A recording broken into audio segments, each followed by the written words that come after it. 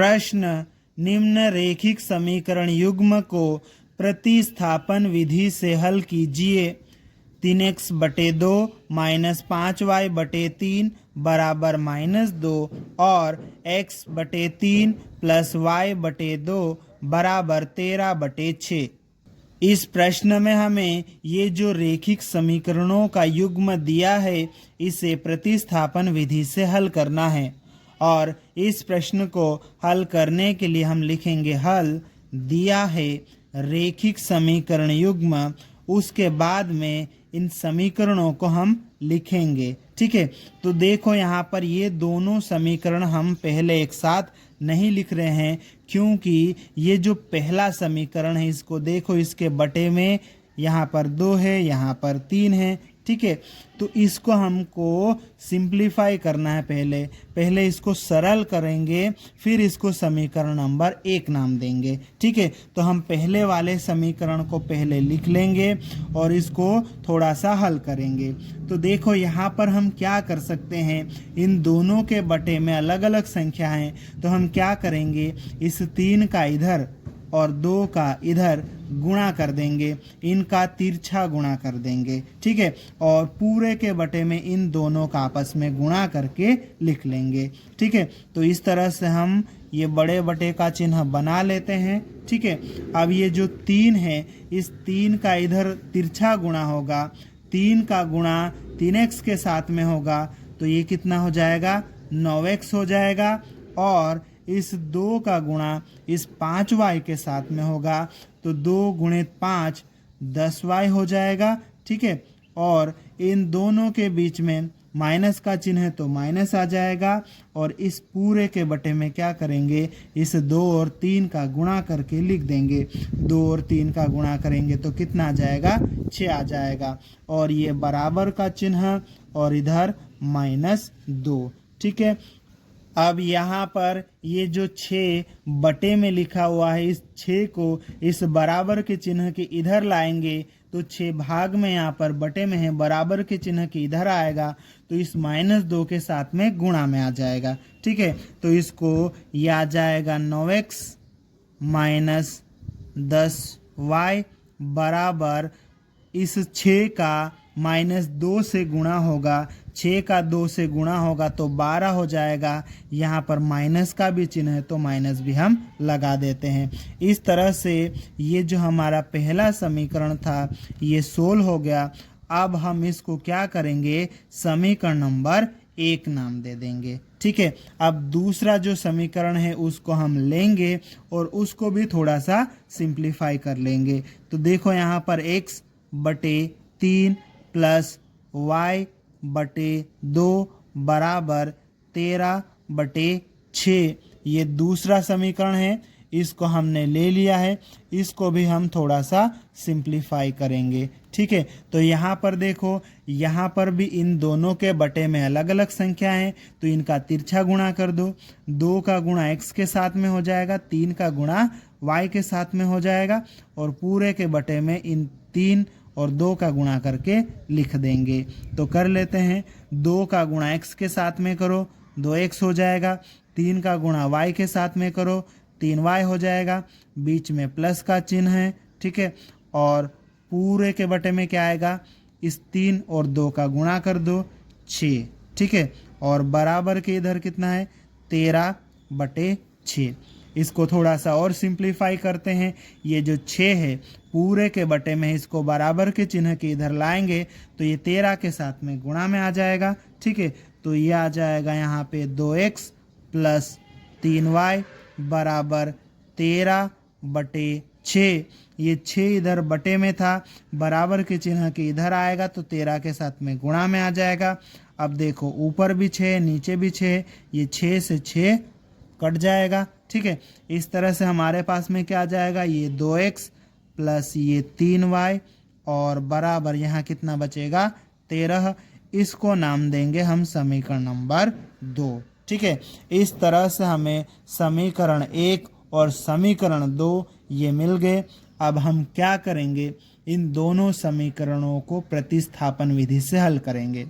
और प्रतिस्थापन विधि से हल करने के लिए हम क्या करते हैं, इन दोनों समीकरणों में से हमें जो समीकरण छोटा लगेगा उसको लेंगे, उससे x या y का टेम्परेरी मान निकालेंगे और फिर इसको सोल्व करेंगे। ठीक है, तो देखो जरा पहला समीकरण, इसके साथ में बड़ी बड़ी संख्याएं दिख रही है तो ये थोड़ा सा बड़ा समीकरण है, सोल्व करना थोड़ा सा मुश्किल रहेगा। ठीक है, अब ये जो देखो दूसरा समीकरण है, इसके साथ में छोटी संख्या है तो इसको सोल्व करना थोड़ा सा आसान रहेगा। तो हम क्या करेंगे, समीकरण 2 को लेंगे।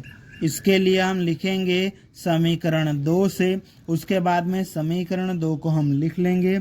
अब यहाँ पर देखो समीकरण 2 में x का मान निकालना या y का मान निकालना, दोनों में से हम कोई भी मान निकाल सकते हैं। ठीक है, तो दोनों के पास में छोटी छोटी संख्याएं लगभग, तो या x का मान निकाल सकते हैं या y का, दोनों में से किसी भी एक का निकाल सकते हैं। ठीक है, तो हम यहाँ से क्या करें, x का मान निकालें तो हम क्या करें, x वाले को इधर रहने देंगे। ठीक है, और ये 13 है उधर बराबर के इधर, ये y वाला ये जो पद है इसको बराबर के चिन्ह के इधर लाएंगे, इधर यहाँ पे प्लस का है, बराबर के चिन्ह के इधर आएगा तो माइनस का हो जाएगा। ठीक है, अब हमें x का मान निकालना है तो x के साथ में यहाँ 2 भी लिखा हुआ है। ठीक है, तो इस 2 को भी हटाएंगे, 2 जो x के साथ में गुणा में है, बराबर के चिन्ह के इधर आएगा तो बटे में आ जाएगा, तो हम लिखेंगे x बराबर 13 माइनस 3y, इस पूरे के बटे में ये 2 आ जाएगा। ठीक है, इस तरह से x का टेम्परेरी मान हमें मिल गया। इसको हम क्या करेंगे, समीकरण नंबर 3 नाम दे देंगे। ठीक है, अब हमें ये जो समीकरण 3 में x का टेम्परेरी मान मिला है, इस मान को हम क्या करेंगे, उस समीकरण में रखेंगे जिसका प्रयोग हमने अभी नहीं किया है। तो समीकरण 2 का प्रयोग हमने कर लिया है, समीकरण 1 बचा है, तो ये मान हम समीकरण 1 में रखेंगे। इसके लिए हम लिखेंगे समीकरण 3 से x का मान समीकरण 1 में रखने पर, और उसके बाद में समीकरण 1 को लिख लेंगे। अब ये जो समीकरण 1 हमने लिखा है, यहाँ पर x की जगह पर ये जो x का टेम्परेरी मान है यहाँ पर रखेंगे। ठीक है, तो देखो ये 9 लिख लेते हैं, हम रख लेते हैं यहाँ पे 9 लिखा। ठीक है, x जो है 9 के साथ में गुणा में है तो x का ये पूरा मान जो है 9 के साथ में गुणा में आएगा। ठीक है, तो ये 13 माइनस 3y बटे 2, ये 9 के साथ में पूरा मान गुणा में आ गया, फिर ये माइनस 10y और बराबर माइनस 12।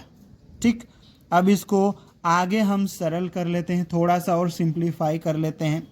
क्या करेंगे, 9 का इसमें गुणा कर देंगे, इसके साथ भी गुणा होगा और इसके साथ भी गुणा होगा। ठीक है, 9 का गुणा करते हैं, 9 का गुणा 3 के साथ में करो, कितना आ जाएगा 27, 27 का क्या लिखेंगे 7। ठीक है, हासिल कितना बचा 2, 9 का गुणा 1 के साथ में करो, 9 और 2 क्या जाएगा 11। ठीक है, ये 117 आ गया, फिर ये माइनस लगा दो, 9 का गुणा 3 के साथ में करो 27, और पीछे क्या है y, और इस पूरे के बटे में क्या लिखा है 2 लिखा है, फिर यहाँ क्या लिखा है माइनस 10y और बराबर माइनस 12। ठीक है, इसको और हमें सोल्व करना है। ठीक है, तो इसको सोल्व करने के लिए हम क्या करेंगे, ये जो 2 लिखा हुआ है इस पूरे के बटे में, इसके बटे में 2 नहीं लिखा हुआ है, तो हम क्या करेंगे, यहाँ पर हम एलसीएम लेते हैं। इस 2 का गुणा इस 10y के साथ में हो जाएगा और पूरे के बटे में 2 आ जाएगा। ठीक है, तो देखो यहाँ पर क्या आ जाएगा, ऊपर वाली चीज़ें हम लिख लेते हैं, 117 माइनस 27y, 2 का गुणा इस 10 के साथ में होगा तो ये 20y, ये माइनस का चिन्ह है तो माइनस, और इस पूरे के बटे में क्या आ जाएगा 2 आ जाएगा, बराबर के इधर कितना है माइनस 12। ठीक है, अब आगे और सिंप्लीफाई करना है, तो ये जो 2 है ना इस पूरे के बटे में है, बराबर के उधर जाएगा तो गुणा में जाएगा। ठीक है, तो इसको बराबर के उधर भेज देते हैं तो ये 12 के साथ में गुणा में आ जाएगा। ठीक है, तो देखो ये 117 माइनस 27y माइनस 20y बराबर 2 का गुणा 12 के साथ में करेंगे, कितना आ जाएगा? 24 आ जाएगा और ये माइनस का चिन्ह। ठीक है, अब आगे देखते हैं। y का मान हमें निकालना है तो y वाले एक तरफ और संख्याएं दूसरी तरफ, तो y वालों को इधर रहने दो, माइनस 27y माइनस 20y और माइनस 24 इधर है। ये 117 को बराबर के चिन्ह के इधर से उठा के उधर भेजेंगे तो ये इधर प्लस का है, उधर जाएगा तो माइनस का हो जाएगा। ठीक है, अब आगे इसको सोल्व कर लेते हैं। देखो ये भी माइनस का है, ये भी माइनस का है, दोनों माइनस के हैं तो जुड़ जाएंगे। 27y और 20y कितना हो जाएगा? 47y हो जाएगा और दोनों माइनस के हैं तो माइनस का चिन्ह आएगा। ठीक है, फिर बराबर -21 और -117 दोनों माइनस के हैं तो जुड़ जाएंगे। ठीक है, 117 में 24 को जोड़ेंगे तो कितना आ जाएगा? 141 आ जाएगा और दोनों माइनस के हैं तो ये माइनस का आएगा। ठीक है, अब हमें क्या करना है? y का मान निकालना है। तो ये जो y के साथ में -47 है ये बराबर के चिन्ह के इधर लाएंगे तो इस -141 के बटे में आ जाएगा। तो y बराबर -141 इस पूरे के बटे में आ जाएगा -47। ठीक है, अब देखो हमें y का मान निकालना है। 47 से 141 में भाग देंगे तो 47 के पहाड़े में 141 3 बार में आता है।